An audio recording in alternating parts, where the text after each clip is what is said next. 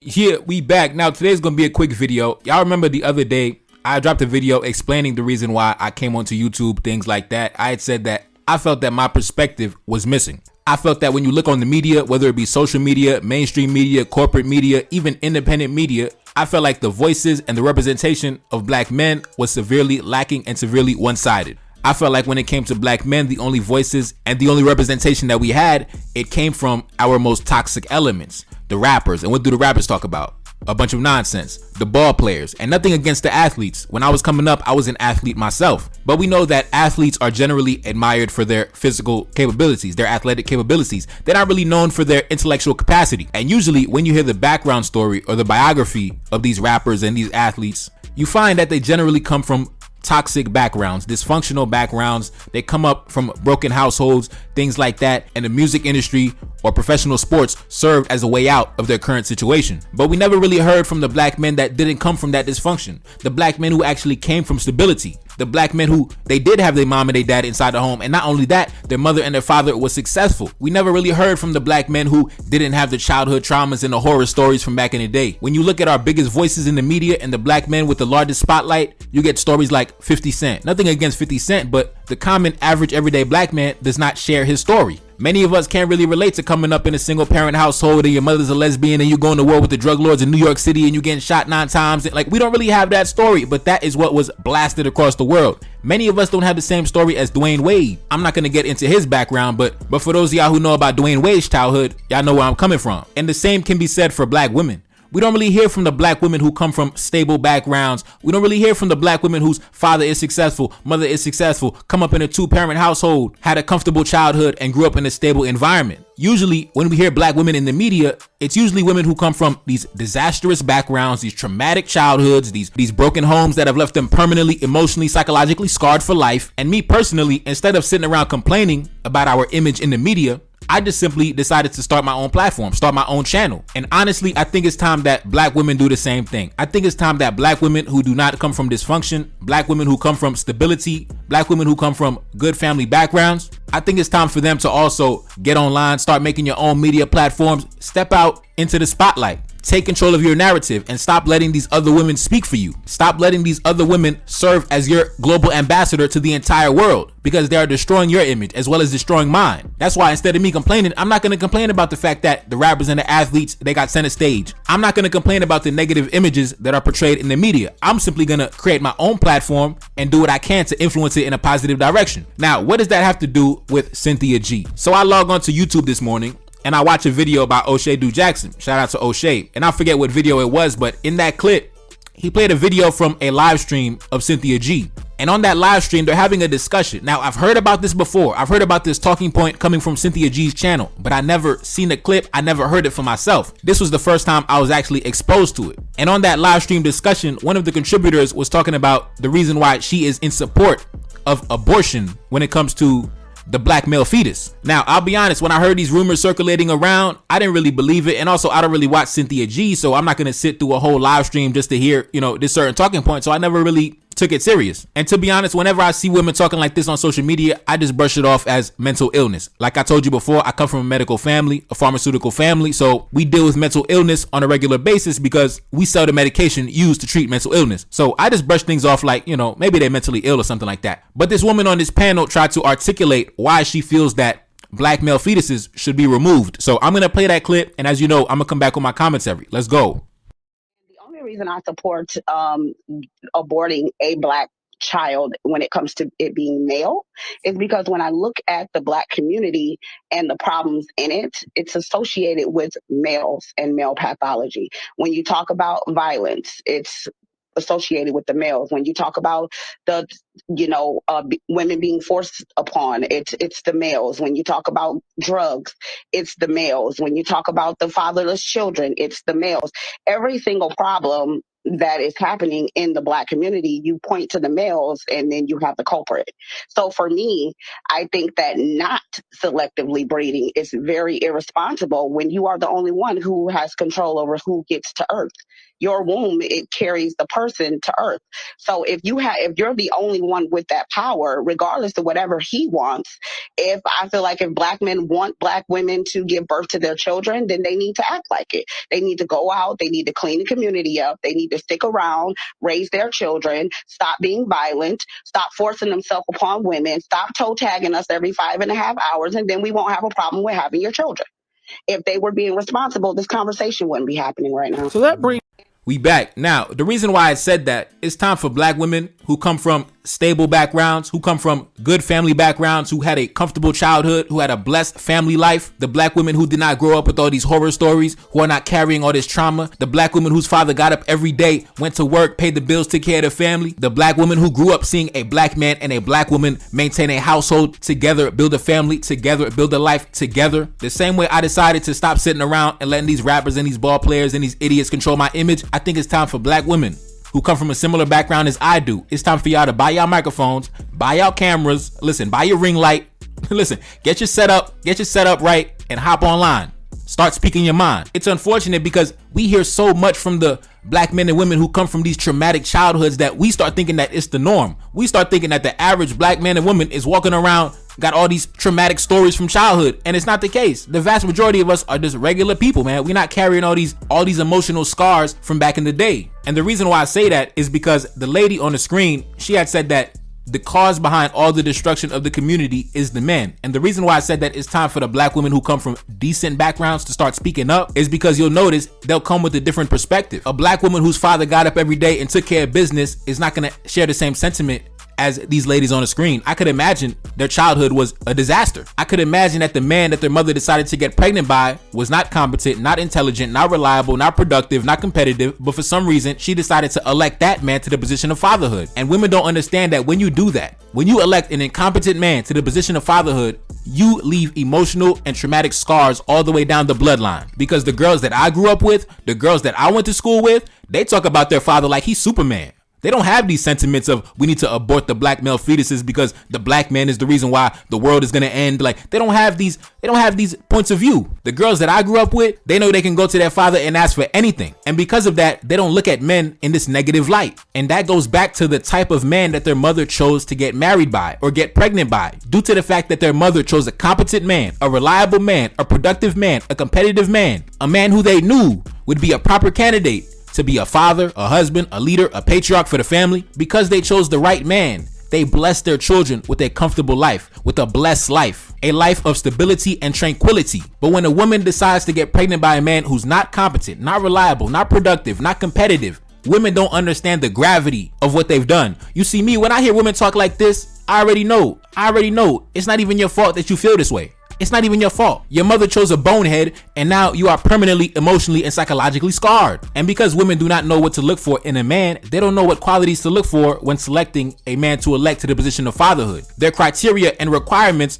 are not very complex. Oh, he just got to have a nice smile. He just got to be funny. He got to have some clean shoes. And that's it. Next thing you know, she in the bed getting smashed. Now she pregnant. There were no standards at play when she was selecting the man that she got pregnant by. There were no standards. And a lot of this comes back to what I said about the family background and your upbringing, right? For example, y'all remember a while ago, I dropped a video talking about how I didn't speak to my older sister for years, bro. Years. I forget what it was, like 5 years, 6 years. And the reason why I stopped talking to my sister, both me and my father stopped talking to my sister for years, is because we did not approve the man that she got pregnant by. We did not approve the man that she decided to get involved with. That man did not meet up to the family standards, so we cut her off for years. And she did not come back around until she came back with somebody who was respectable enough that the family could accept. And now she's dealing with a doctor.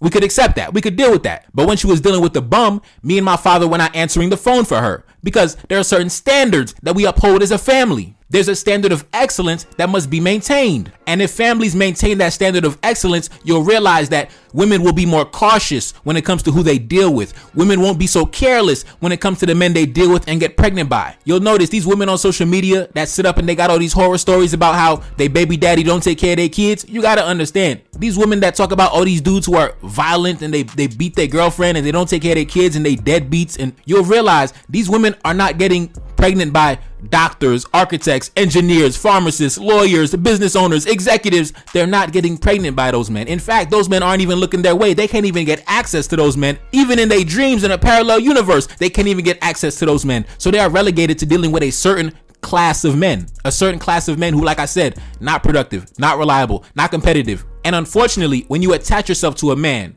who does not have any of the qualities necessary to be a leader, a patriarch, a father, a husband, what you'll find is these women, they get frustrated and they attach all of their negative emotions onto the entire black male population. For example, everything that chick said in that video, the women in my family, they would never agree, because everything that they have, everything that they enjoy, the luxuries, the benefits, the amenities of life that they take advantage of every day, all of that was made possible by their grandfather and their father. For example, my younger sister works directly under my father, part-time, while she's going to school. The women in my family, they don't gotta work for the white man, because they work for the black man, because the black man got up every morning and did what he was supposed to do and provided for his family. So you would never hear any of the women in my family talking about black men need to be aborted, the black male babies need to be removed and deleted. When you hear women talk like that, the only thing that you can feel for them is sympathy. I don't want y'all to feel angry. I don't want y'all to, don't get emotional, brothers. You got to understand, the only thing you could do is just feel sorry for them. Because I guarantee if you go up their family background, if you go up their lineage, you'll see that they come from a bloodline of broken people. Their grandmother chose a bad man. Their mother chose a bad man. So how could they ever have the ability to ever choose a good man? When you can see at a certain level, it runs in the family generation after generation. And you can tell what I'm saying is accurate because I'm sure you've heard this same story many times. These women always talk about how their grandmothers, they were under oppression and their grandfathers were alcoholic deadbeats who were abusing the family.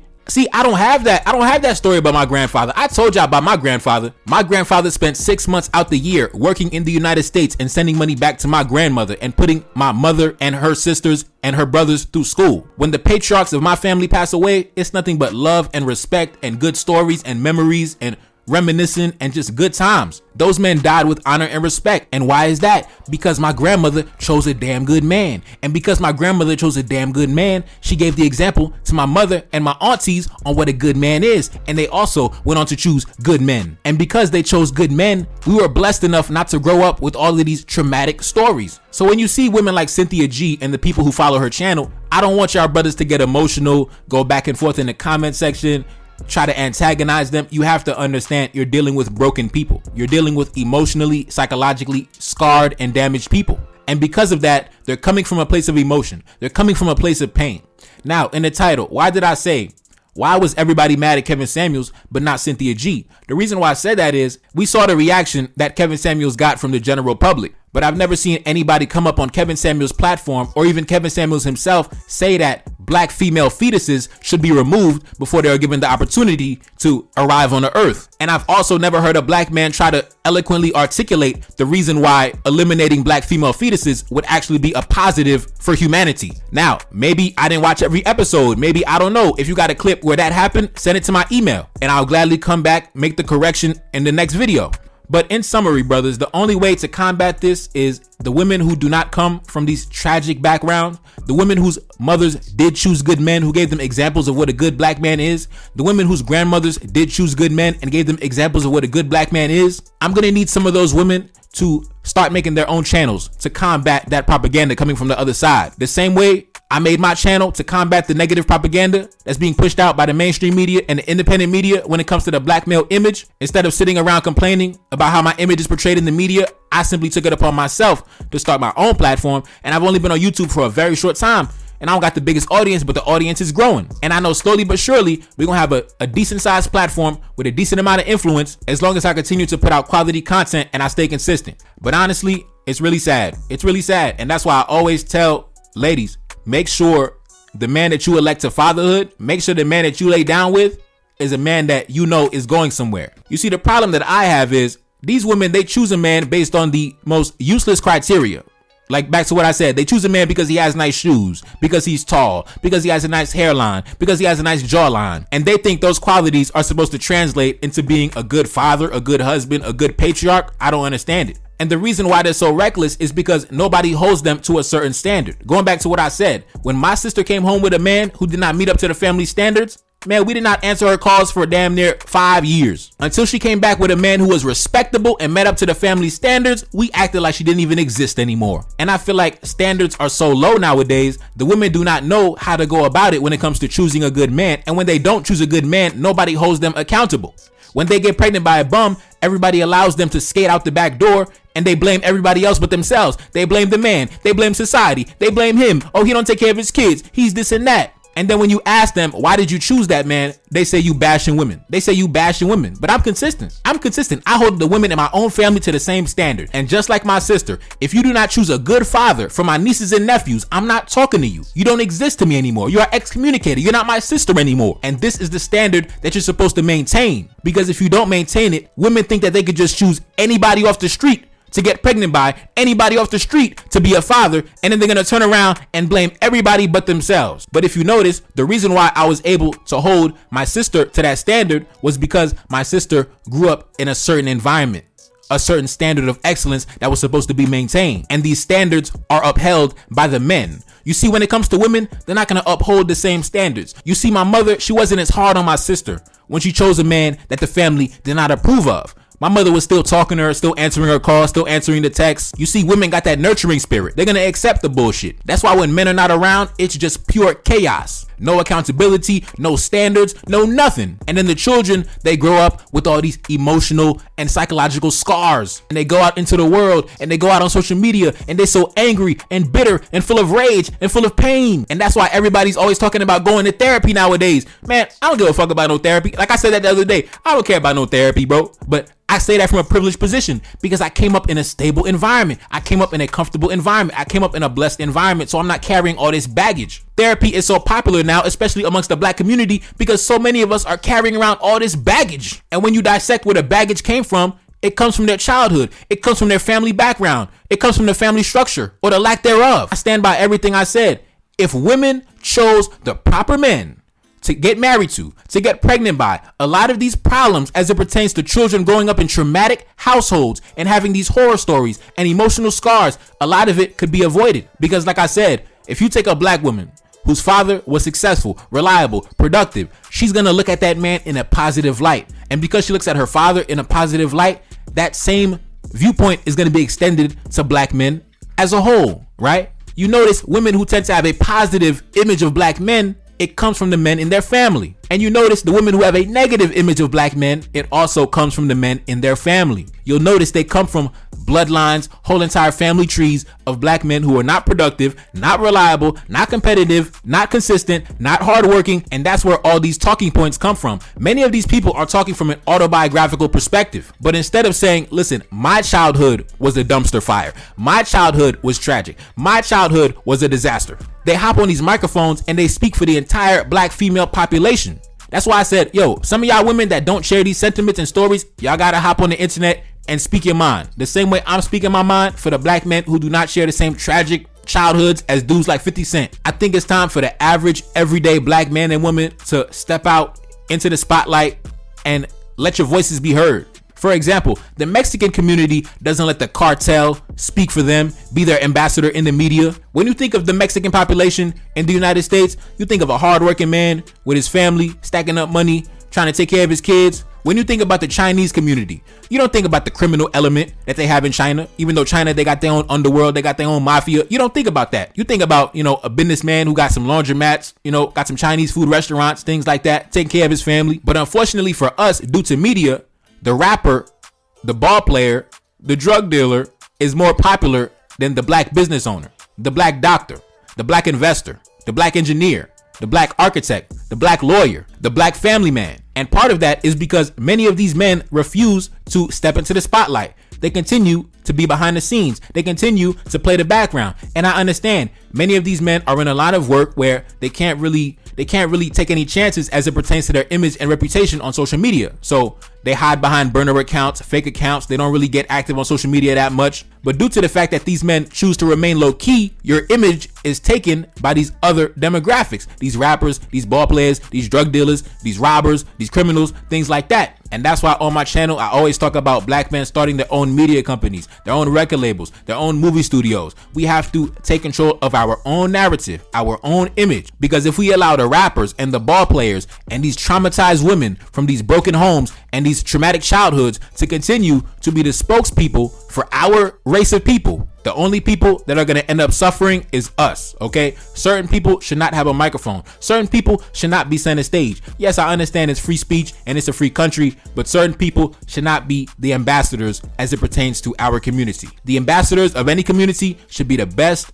the brightest, the most productive, and the most successful. And to wrap it up, I'm sorry that lady feels the way she feels. She feels that black male fetuses should not be born. I mean, I'm sorry you feel that way. I'm sure there's a story or a reason behind why you feel that way. It probably goes back to childhood, like I said. And I'm sorry for whatever happened to you, but every black woman does not agree with you. Every black woman does not share the same sentiment as you. Many black women have fathers, brothers, uncles, and husbands that they love and they appreciate. And hopefully those women start making their own YouTube channels and expressing a different point of view. And I know sometimes it's not as simple as just saying choose better men, because at the same time, a woman can't just really choose a better man. A woman has to be qualified for a better man. For example, I could tell her, okay, stop dealing with the guys that sell weed and sleep on your couch. Go deal with the guys that's going to school, that has a direction and is going somewhere in life. But at the same time, those men have to also be receptive and have to be open to the idea of getting with them. So you have to also meet up to their requirements. Are you beautiful? You got a nice body? Are you intelligent? And whatever other prerequisites they may have as it pertains to the woman that they choose to start a life with. So a lot of times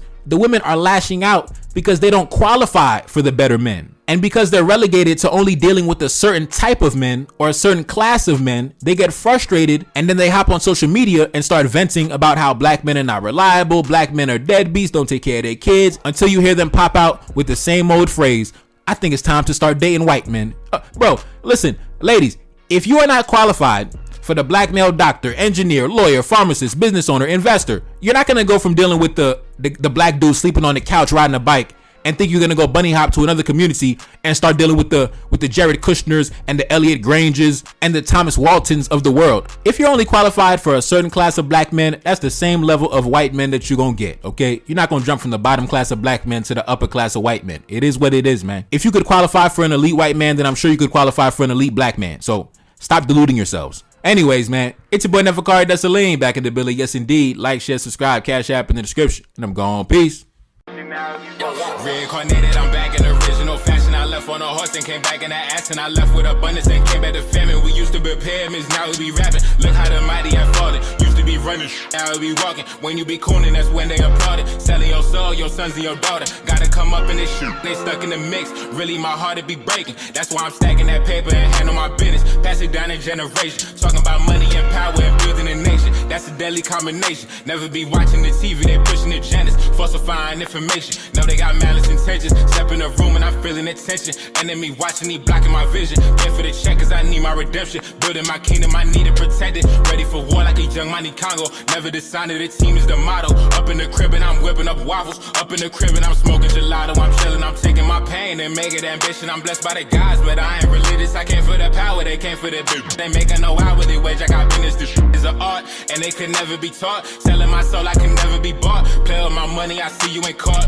Run to the check and I do it for sport. Babylon falling, I go to the source. Packing my luggage and go overseas. Shorty be with me and she so elite. Shorty be chocolate, I'm calling her Hershey. Secret intelligence probably gon' murk me. Don't fuck with friends cause nigga I'm Haitian. Say the wrong shit and you're smacking their faces.